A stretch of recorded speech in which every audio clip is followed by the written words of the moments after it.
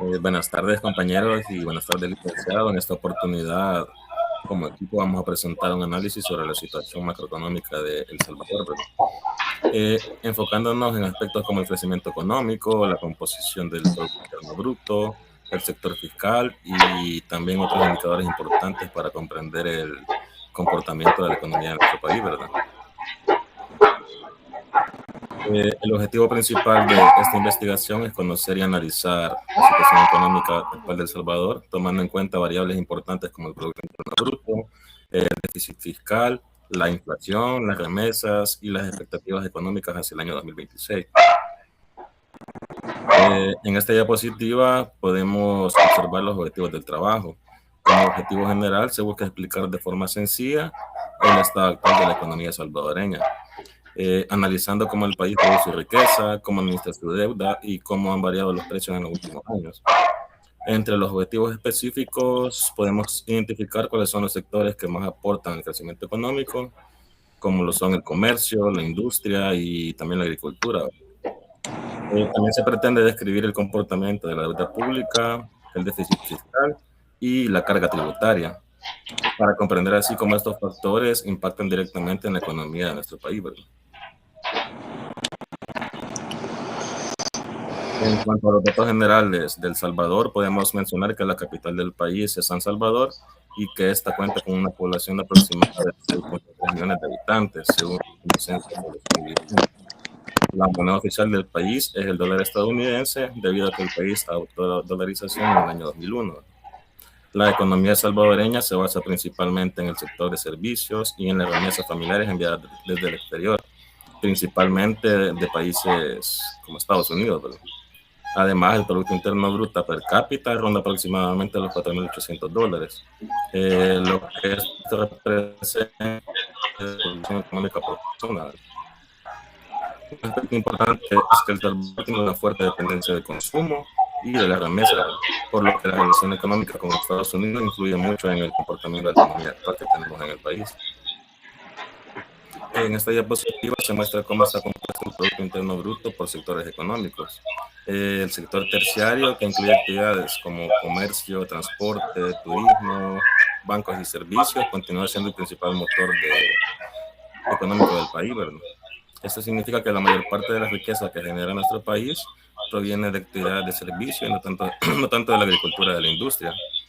Esto también refleja cómo la economía salvadoreña ha evolucionado hacia actividades más relacionadas con el comercio y con el consumo. En esta parte analizamos el sector fiscal y el déficit del país.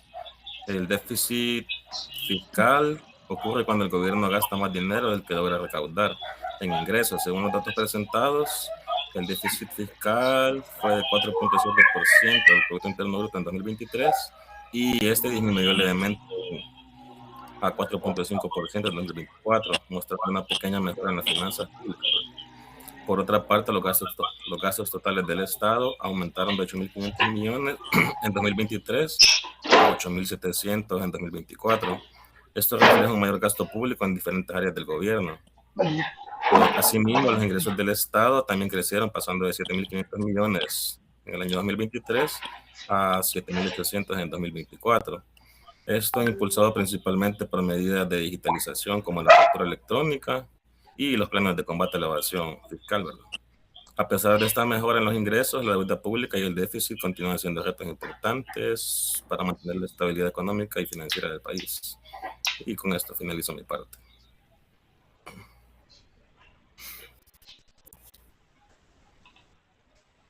Bien, continuando con la deuda pública, observamos que pasó de aproximadamente 26.500 millones de dólares en 2023 a 27.000 millones de dólares en 2024. Además, la deuda representa entre el 89% y el 90% del PIB, un nivel considerablemente alto para la economía salvadoreña. Y tenemos que considerar algo, que parte de este incremento se explica porque se comenzaron a incorporar compromisos relacionados con el sistema de pensiones.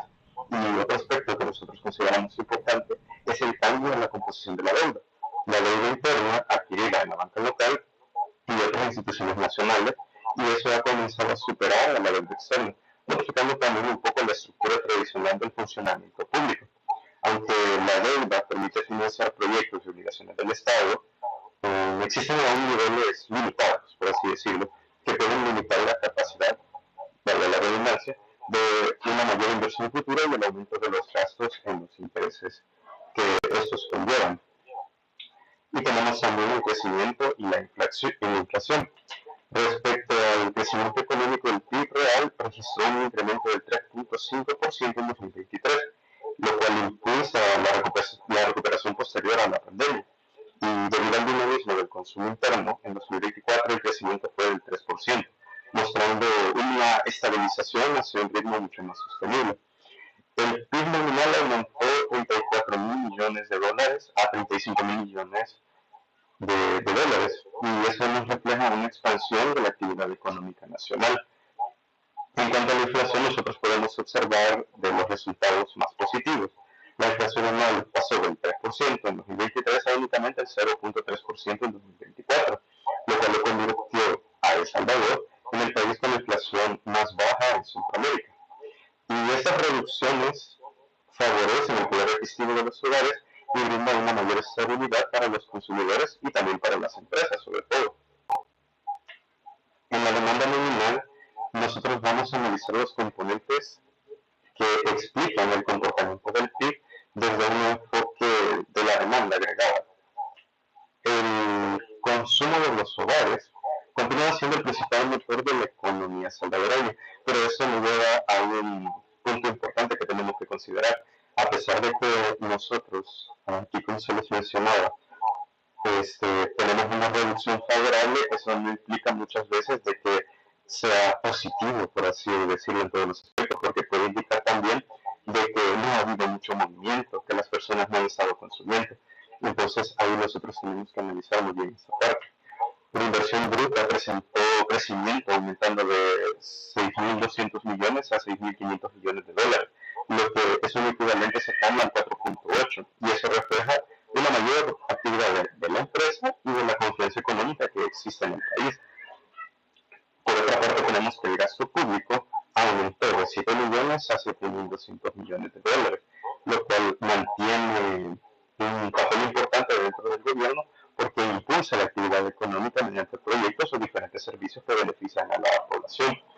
Y tenemos que considerar algo, que el consumo privado sigue siendo el componente que más impulsa el crecimiento económico en el país. En el sector externo y de comercio, observamos que el comportamiento de este comercio, tanto externo y de manera tipo más internacional, El Salvador se mantiene en una fuerte relación comercial con el exterior, con los países vecinos. Sin embargo, tenemos que considerar que existe un déficit comercial en la estructura, porque las importaciones continúan superando nuestras importaciones, entonces consumimos más, pero nosotros producimos menos para el resto del mundo. Y las exportaciones se centran principalmente en productos textiles, manufacturas, algunos productos agroindustriales, mientras que las importaciones están orientadas a bienes de capital, materias primas, combustibles, que son muchísimo más importantes, y diferentes productos tecnológicos. Y esto nos refleja que en el país tenemos una gran dependencia del mercado internacional para poder abastecer nuestras necesidades y de la población. Y el principal socio comercial del país sigue siendo Estados Unidos, porque representa una parte significativa del intercambio que nosotros tenemos en el país. Y tenemos el flujo de dinero exterior e inversión. Las remesas familiares siguen siendo una de las principales fuentes de ingresos para la economía salvadoreña.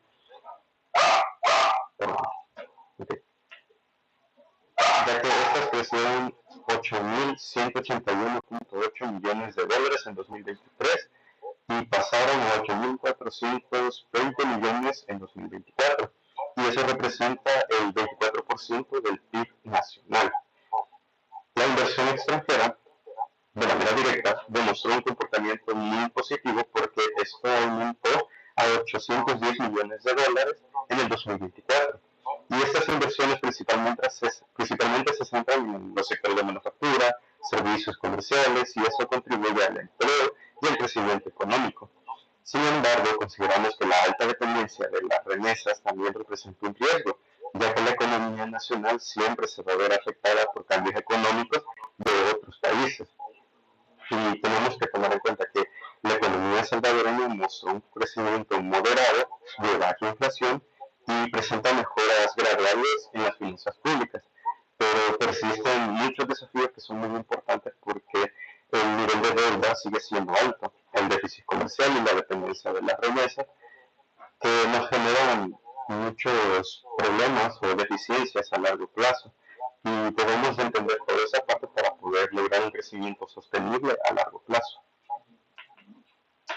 Bueno, tengan todos muy buenas tardes. Yo le voy a hablar acerca del sector monetario. Como se ha dicho anteriormente, El Salvador es una economía oficialmente dolarizada. Recibimos de una política monetaria propia, por lo que dependemos directamente de las decisiones federales de los Estados Unidos. Esto se ve reflejado en el año 2023, cuando las tasas de interés locales se dispararon por encima del 7% debido a las medidas del FED para frenar la inflación global. Sin embargo, el panorama es diferente a la fecha de marzo 2026. Vemos un dato importante. La tasa de interés referencial ha bajado al 4.61%. Esta baja ha abaratado los intereses referenciales, el costo del dinero, permitiendo que el crédito del sector privado alcance cifras de 21 millones de dólares, impulsando la liquidez general del sistema bancario reflejada en aproximadamente 22.500 millones. Luego vamos a hablar acerca de los factores no económicos. Sabemos que la economía no se mueve sola.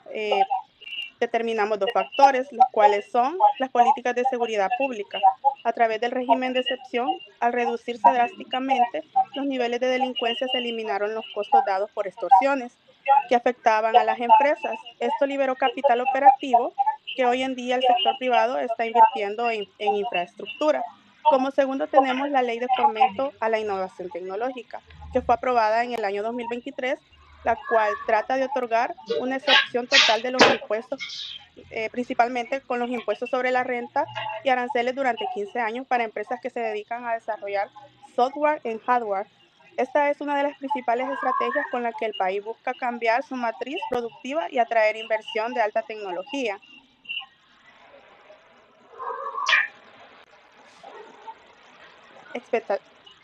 Expectativas económicas del 2026. Se propone un crecimiento moderado pero firme.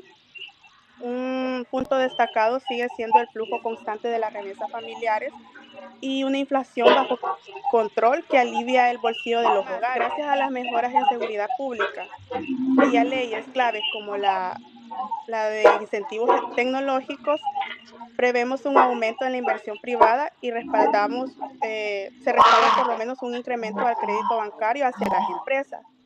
Los riesgos económicos. Sin embargo, la otra cara de la moneda nos muestra riesgos fiscales y externos importantes. El Salvador mantiene una alta deuda pública que presiona el presupuesto general.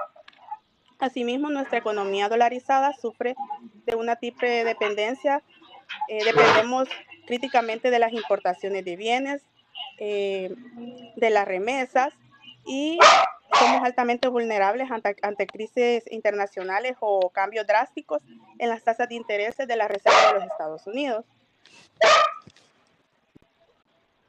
Un diagnóstico macroeconómico, la cual incluye debilidades, entre ellos tenemos alta deuda pública, déficit fiscal persistente, dependencia de importaciones, dependencia de remesas, como se mencionaba anteriormente, amenazas, recesión de Estados Unidos, aumento de tasas internacionales, choques externos, variación en remesas. Como fortalezas tenemos baja inflación, crecimiento económico positivo, incremento de inversión extranjera, crecimiento de remesas y como oportunidades, nurturing, nueva inversión tecnológica, turismo e integración regional. En el 2026 se esperaría que el consumo privado siga siendo el principal motor económico.